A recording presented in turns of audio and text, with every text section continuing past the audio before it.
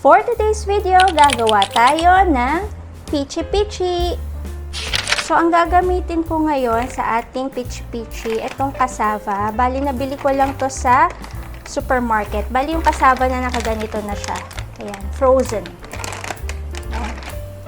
So, guys, ganito yung itsura niya. So, ito yung frozen kanina na pinakita ko sa inyo na cassava. Bali, pwede nyo siyang gadgarin, pero ako lalagay ko na lang siya sa food processor. Yan, para mabilis tayo. Bali, ito, lalagay ko lang dito sa ating food processor.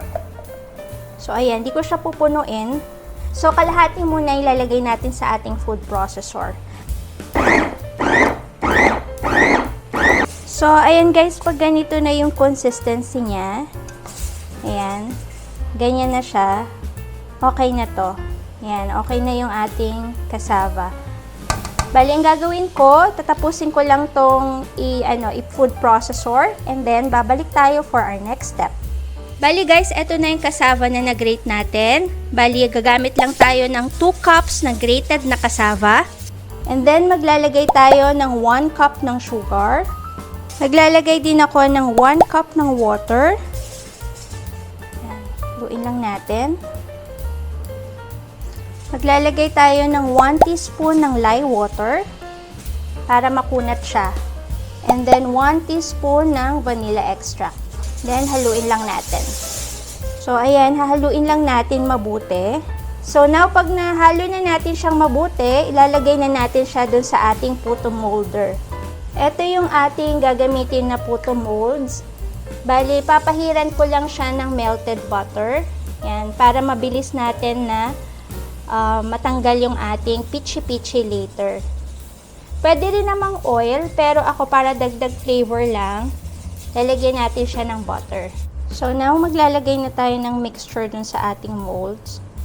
Bali, gamit lang ako ng siguro 1.5 tablespoon na magagamit natin dyan.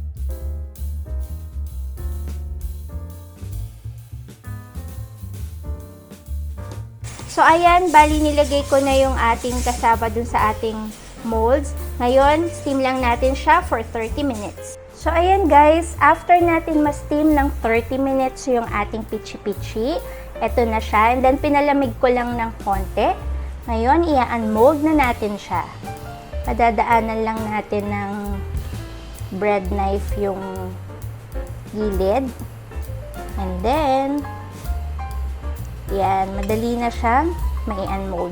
And of course, hindi kompleto ang ating pichi-pichi kung di natin siya i-dredge sa coconut, grated coconut. So, yung iba, ang ginagawa sa nilalagyan nila ng cheese, pero ako, mas gusto ko pa rin or preferred ko pa rin yung traditional, ayan, i-coat natin siya sa grated coconut.